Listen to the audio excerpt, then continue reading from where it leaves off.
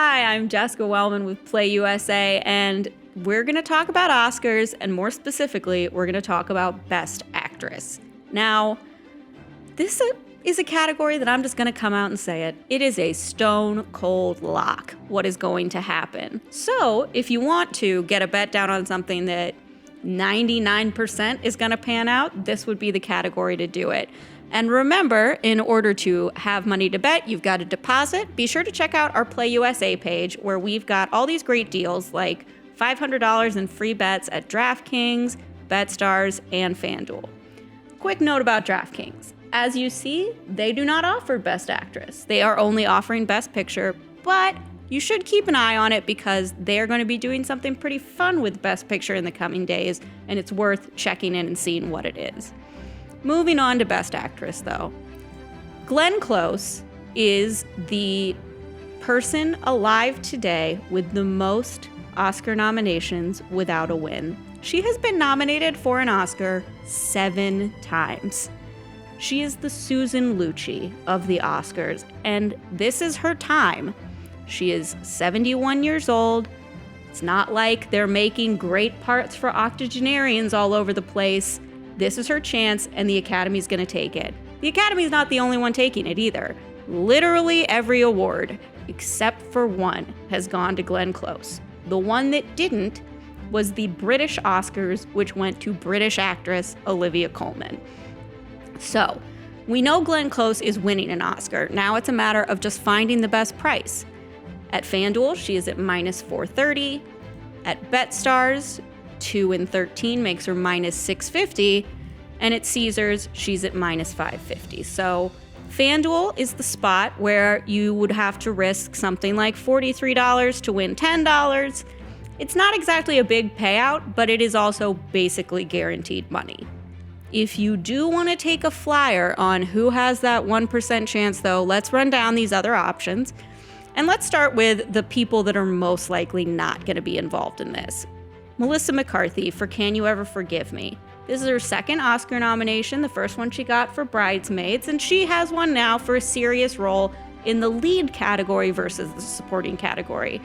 For an actress like Melissa McCarthy and her background in comedies, the nomination's the win here. She's being rewarded for a performance, but she's proven that she can give really good character development and depth to the parts that she plays, that maybe there's another part for in the future, but in the meantime, she's just proving her teeth as a dramatic actress, and the nomination is the recognition.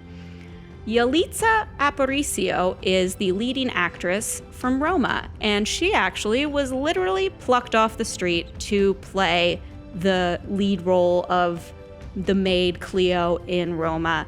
And she is the first Indigenous person to ever be nominated for an Oscar.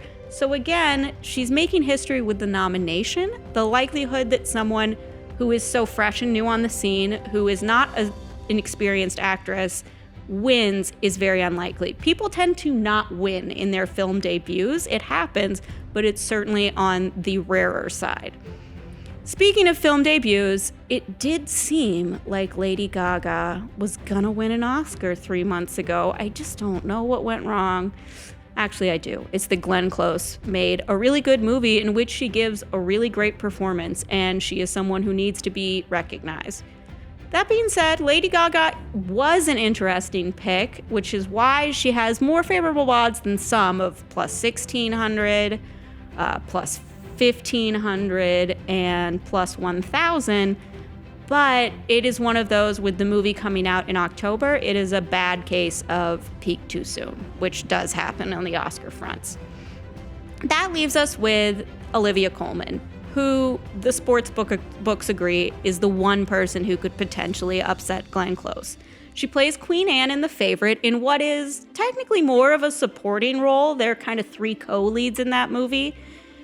The way that Oscars work is that the movie campaign decides what to submit people for, those for-your consideration ads. They made the decision to put Olivia Colman in Best Actress and Rachel Weisz and Emma Stone in Best Supporting. Looking in hindsight, with a weaker supporting actress field, I actually think Olivia Colman, and many others agree, would be a lock to win.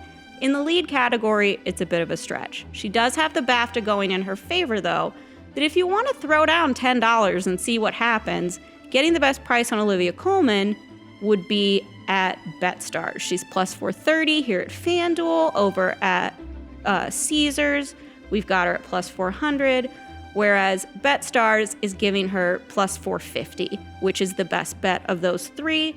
So it's one that if you want to take a flyer, it could have a big payday, but it's case closed versus case closed with Glenn Close from this one. It's a no-brainer. So if you want to get some money down, be sure to check the links in the description and fire those bets on Glenn Close because this one is an absolute lock. I'm Jessica Welman for Play USA.